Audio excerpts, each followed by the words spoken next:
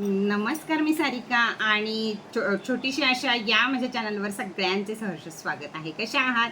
आशा करते स्वस्त असाल, मस्त असाल, आनंदी असाल आणि हसत असाल. तर चला, सुरू झाला आहे आपला पुरुषोत्तम मास म्हणजेच धोंडा महिना आणि म्हणजेच अधिक महिना. तर पुरुषोत्तम मास जावई सन्मान पोटली ही आपल्याकडे आहे. 1350 रुपये किंमत आहे. वरती दिलेल्या नंबरचे स्टेटस बघत चला आणि ती पोटली तुम्ही घेऊ शकता. आता या महिन्यामध्ये पवित्र महिना मानला जातो आणि या महिन्यामध्ये काय काय आपण उपाय करावेत, काय करावं, कोणते मंत्र म्हणावेत, कोणते दान करावेत याबद्दलची माहिती मी तुम्हाला देणार आहे. व्हिडिओ शेवटपर्यंत बघावा म्हणजे आपल्या राशीप्रमाणाची पण माहिती तुम्हाला कळेल, काय उपाय करायचे आहेत ते पण कळेल. तर चला, इच्छा पूर्ण होण्यासाठी, आरोग्य ऊर्जा सुधारण्यासाठी आणि व्यवसायात प्रगतीसाठी अत्यंत शुभ मानला जातो. यामध्ये आपली कुंडली सुद्धा ग्राह्य धरली जाते. तरी सुद्धा तुम्हा सगळ्यांना 30 दिवसाला साधा आणि प्रभावी उपाय करता येतील असे उपाय मी तुम्हाला देत आहे. 30 दिवसासाठी करायचे उपाय: सकाळी उठून सूर्याला अर्घ्य द्यावे. ओम गृहिणी सूर्याय नमः हे 11 वेळा म्हणावे. अधिक महिना कधीही सूर्य उगवेपर्यंत झोपू नये हा पण करावा किंवा एक व्रत करावं आणि दररोज सूर्य उगवायच्या आधी उठावं. एक मऊ पिवळा कपडा जवळ ठेवा. सूर्य आणि गुरुची शुभता वाढते. छोटासा रुमाल पिवळा आपल्या जवळ ठेवा. तुमच्यासाठी सगळ्यांसाठी अतिशय शुभ मंत्र आहे ओम श्री गुरवे नमः. हा मंत्र 5 मिनिटं रोज करावा. क्रिस्टलमध्ये म्हणाल तर स्फटिक क्रिस्टल हातामध्ये घालणं हे अत्यंत शुभ मानलं जातं. जे काही तुम्हाला अधिक करायचं आहे, अधिक महिन्यामध्ये पैशात अधिक वाढ करायची आहे, प्रेमात अधिक वाढ करायची आहे, शांततेत, धर्म या कुठल्याही गोष्टीसाठी तुम्हाला स्फटिक ब्रेसलेट हातामध्ये असणं अतिशय गरजेचं आहे किंवा मग स्फटिक श्रीयंत्र देवामध्ये असणं अतिशय गरजेचं आहे. हे तुम्ही दोन्हीही आपल्या यावरती दिलेल्या नंबरवर चौकशी करू शकता. तर स्फटिक ब्रेसलेट 2 मिनिटं शांतपणे हातामध्ये धरायचं. व्यवसायासाठी शुभ, आपल्यामध्ये एनर्जी निर्माण करायची की आपला धंदा व्यवसाय खूप छान चालत आहे या प्रकारची. दिवसातून अफर्मेशन त्याला दिवसातनं तरी 2-3 वेळा स्फटिक ब्रेसलेटला द्यायच्या. दिवसातून एकदा तरी एखाद्या व्यक्तीला मदत करा. ती कितीही छोटीशी असेल तरीही एखाद्या व्यक्तीला मदत करा. तर आठवड्यातून तुम्ही 3 वेळा, आणखीन 30 दिवस आपल्याला आहेत यामध्ये, त्यामुळे आठवड्यातून 3 वेळा गाईला अथवा कुणा भक्ताला थोडे गुळ आणि दान, हे तुम्ही गुळाचं दान करू शकता. देवघरात पिवळे फूल किंवा अगरबत्ती, चाफ्याचं फूल, पिवळ्या चाफ्याचं फूल हे अत्यंत प्रभावदायी आहे की प्रत्येक देवाला किंवा विष्णू, लक्ष्मी, बालाजी हे जे आपल्या घरामध्ये असतात त्यांना फूल घालावे. मोबाईलवर सुद्धा श्री विष्णूचे कोणतेही भजन लावावे. वॉलपेपर विष्णूंचा ठेवावा. रिंगटोन विष्णूंची ठेवावी. तरी सुद्धा अधिक महिन्यामध्ये आपल्याला या सगळ्याचं पुण्य लागतं. अधिक महिन्यासाठी खास व्रत आणि उपाय: प्रत्येक गुरुवारी थोडे बेसन किंवा पिवळी डाळ ही दान करावी. बेसन म्हणजे पीठ, बेसनाचं पीठ दान करावं. झोपण्यापूर्वी ओम भगवते वासुदेवाय नमः 21 वेळा जप करावा. जमलं शनीच्या 7.5 राशींनी शनिवारी शक्य असेल तर काळ्या तिळाचं दान करावं. त्याचप्रमाणे आता 12 राशीसाठी सुद्धा इथंच मी पूर्ण माहिती तुम्हाला देत आहे. मेष राशीमध्ये सध्या ऊर्जेची कमतरता आहे 7.5मुळे. तर ऊर्जेसाठी तुम्ही रोज सूर्याचा मंत्र एक म्हणा, सूर्याला जल अर्पण करा आणि तांदळाचे दान करा. महिन्याभरात जेव्हा जेव्हा शक्य होईल रविवारच्या दिवशी दान करायचं आहे. वृषभ राशीसाठी शुक्र तुमचा मजबूत होण्यासाठी, श्रीमंती, लक्झरी लाईफ, सौंदर्य, व्यापार या सगळ्या गोष्टीसाठी गुलाब किंवा अजून कोणतंही सुगंधी अत्तर हे तुम्ही महिनाभर लावायचं आहे. आणि लक्ष्मीचा मंत्र हा तुम्ही रोजच्या रोज म्हणायचा आहे. श्रीसूक्त म्हणायचं आहे. जे काही जमेल ते तुम्हाला मोबाईलवर म्हणा, तोंडानं म्हणायचं आहे. मिथुन राशीसाठी बुधासाठी हरित वस्तू, हिरवे मूग किंवा हिरवा चारा गाईला दान करायचा आहे आणि बुधाचा मंत्र म्हणायचा आहे. कर्क राशीनं रोज 15 दिवस जोवर अमावस्या येत नाही तोवर म्हणजे पूर्ण महिना चंद्राला पाणी अर्पण करायचं आहे आणि पांढरी वस्त्र सवाष्ण, गरीब अशा लोकांना दान करायची आहेत. सिंह राशीनं सूर्याची उपासना करायची आहे. अजिबात सूर्य उगवलाय तरी अंथरुणावर झोपलाय, दुपारचा अंथरुणावर झोपलाय, हा प्रकार सिंह राशीनं करू नका. सूर्य उपासना करा. पिवळा कपडा किंवा तांदूळ हे दान करा. कन्या राशीच्या लोकांनी बुधमंत्राचा जप करावा आणि विद्यार्थ्यांना पेन्सिल, पेपर, वही या गोष्टीचं दान करावं. तूळ राशीच्या लोकांनी शुक्र ग्रह मजबूत होण्यासाठी सुगंधी अत्तर रोज वापरावं. पांढरी गोड वस्तू, बर्फी असेल, काय असेल, हे दान करावं. वृश्चिक राशीच्या लोकांनी हनुमानाची सेवा करावी, हनुमान चालीसा रोज बोलावी आणि तिळाचे दान करावे. धनुराशीच्या लोकांनी गुरुचा मंत्र म्हणावा आणि पिवळी मुगाची डाळ किंवा हरभऱ्याची डाळ ही दान करावी. मकर राशीच्या लोकांनी शनी महाराजांची उपासना करावी आणि काळे 3 तीळ दान करावे. कुंभ राशीच्या लोकांनी पितृसाठी थोडे जल तर्पण करावे आणि गरिबांना कपडे दान करावेत.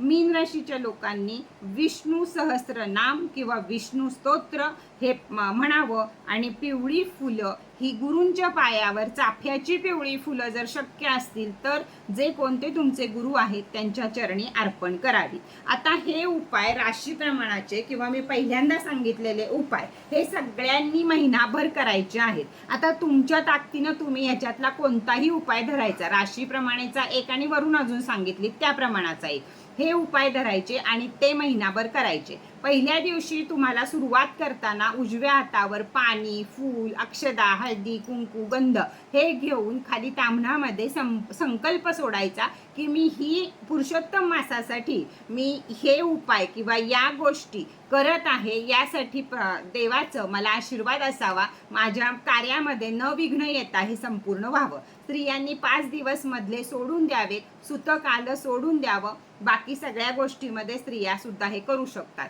त्याचप्रमाणे पुरातन काळापासून चालत आलेली की शेणाच्या सारवण करावं. आता जर शेणाचं सारवण नसेल तर गेरूचं सारवण करावं आणि त्याच्यावर 30 आणि 3 म्हणजे 33 गाईची पावलं रोजच्या रोज काढावीत. हा सुद्धा फार प्रगती आपली अडखळली असेल किंवा पैसा आपल्याला मिळत नसेल तर अतिशय शुभ हे काम आहे. मग देवापाशी काढा, दारात काढा, 33 पावलं काढावीत. त्याचप्रमाणे 33 अनारसे जावयाला किंवा ब्राह्मणांना दान करावेत. त्याचप्रमाणे 33 खारका, 33 खजूर, 33 बत्तासे, म्हैसूर पाक या स्वरूपाच्या आणि आंबे या स्वरूपाच्या 33 गोष्टी दान कराव्या. त्याचबरोबर दीपदानाला सुद्धा अतिशय महत्त्व आहे. म्हणून दीपदान, चांदीचं दीपदान हे जावयाला करू शकता, पितळेचं दीपदान करू शकता. सिल्वर कोटिंग वगैरे या भांडी घेऊ नका. शनीसाठी स्टीलचं काही घेऊ नका.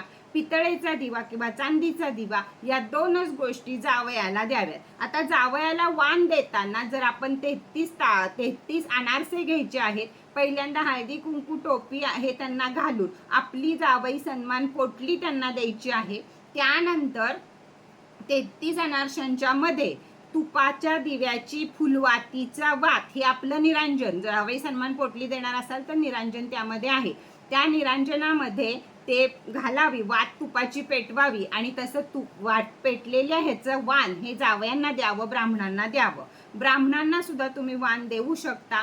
जावई घरी आले तरी त्यांचे पाय धुवावेत, त्याच्यानंतरच जावयांना दान द्यावं. कारण जावई हे विष्णूचे अवतार मानले जातात, मुलगी ही लक्ष्मी मानली जाते. त्यामुळं या अधिक महिन्यामध्ये हे सगळं करणं अगदी योग्य आहे. त्याचप्रमाणे जोडवी ही आपली परंपरा चालू आहे की अधिक महिन्यामध्ये जोडवी करावी. बऱ्याच ठिकाणी आई मुलींना जोडवी करते, परिस्थिती पालटत चालली आहे. त्यामुळं आपण आपल्याला करावी. आपली आईची परिस्थिती नसेल तर आईला करावीत, बहिणीला करावीत, मैत्रिणीला करावीत, कुणाला कुणाला, आपल्याला आणि अजून एकाला अशी जोडवी जरूर करावी. त्यामुळं सौभाग्य वाढतं आपलं.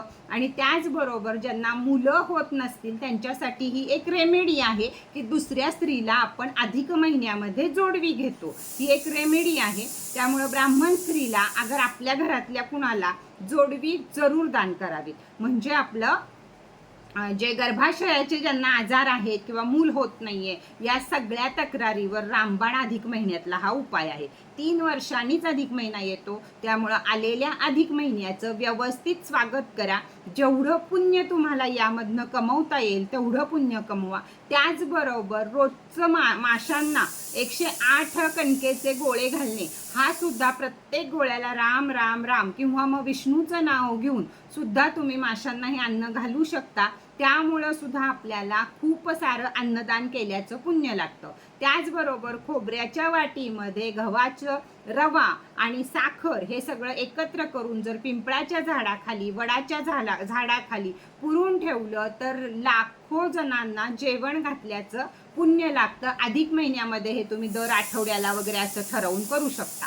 त्याचबरोबर बऱ्याच ठिकाणी 33 जोडी जेवायला घालणं हे सुद्धा आहे. कुठं कुठं 33 ब्राह्मण आणि 33 स्त्रिया असं ब्राह्मणाचं दोघांचं मेहून असं जेवायला घालतात. तर काही ठिकाणी कोणत्याही 33 जोड्या जेवायला घालतात. त्यानं सुद्धा खूप मोठं पुण्य लागतं. त्यामुळं हे सुद्धा तुम्ही तुमच्या ह्याच्यामध्ये करू शकता. जर आपल्याला या सगळ्यातलं काहीच जमलं नाही, पूर्ण अधिक महिना गेला आणि आपल्याला यातलं काहीच जमलं नाही, पण तुमच्या गावामध्ये तुमच्या शेजारी कुठंतरी ब्राह्मण असतील, तर मग आपल्याकडचा शिधा, कोरडा शिधा म्हणजे गहू, तांदूळ, हरभऱ्याची डाळ, गूळ या प्रकारचा कोरडा शिधा, एक साधं निरांजन आणि तूप, काही पण एखाद्या ग्लास असेल, काय असेल तुम्हाला थोडंसं तूप, हे एखाद्या ब्राह्मणांना दान करावं. त्यांचे पाय पुसावे, टॉवेल, टोपी, उपरणं, धोतर हे काय ते त्यांना द्यावं. तर विष्णुरूपी ब्राह्मणाचं, एकाच ब्राह्मणाचं आपलं पूजन करावं. त्यानं सुद्धा तुम्हाला भरपूर सारं पुण्य लागतं. तर हे होतं सगळं. आता ज्यांची नवीन असतील जावई त्यांच्यासाठी सुद्धा, की आत्तापर्यंत महिना आला नाही, धोंडा महिना आला नाही, तर आता आला आहे, तर हे पुण्य जरूर सगळ्यांनी आपापल्या पदरामध्ये घ्यावं. सगळ्यातच महत्त्वाचं आहे की पुरुषोत्तम मास म्हणजे विष्णूची आणि जावयाची एकत्र हे धरली जाते. विष्णू लक्ष्मी तसे जावई आणि मुलगी धरली जाते. म्हणून यांचं पूजन करणं, यांना काहीतरी गिफ्ट देणं, यांचा आदर सत्कार करणं हे सगळ्यात महत्त्वाचं आहे. त्याहूनही काहीच नाही जमलं तर आपण 1350 रुपयाला जावई सन्मान पोटली तयार केलेली आहे. अनेक सारे त्याचे व्हिडिओ आहेत. तर जावई सन्मान पोटली तुम्ही मागवू शकता. महिनाभर अजून शिल्लक आहे, कधीही मागवा, तुमच्यापर्यंत ती पोचेल. तर चला, या सर्व धोंड्या महिन्याची माहिती तुम्हाला कशी वाटली ते जरूर सांगा. प्रत्येक दिवशी काहीतरी वेगळा उपाय सांगायचा आणि मग तुमचं कन्फ्युजन होणार. त्यापेक्षा मी राशींनी काय करायचं आहे आणि कुठलाही एक उपाय आपण ठरवून घ्यायचा आहे. त्यामध्ये अजून एक होतं की आपण जेवताना बोलायचं नाही. हा जरी एक उपाय आपण ठरवला, एक वेळ जेवायचं, हे सुद्धा अधिक महिन्यात करू शकता. किंवा जेवताना एकही शब्द बोलायचा नाही, हे सुद्धा मौन व्रत खूप मोठं पुण्य देऊन जातं. तर ह्यातलं कोणतंही तुम्ही करू शकता.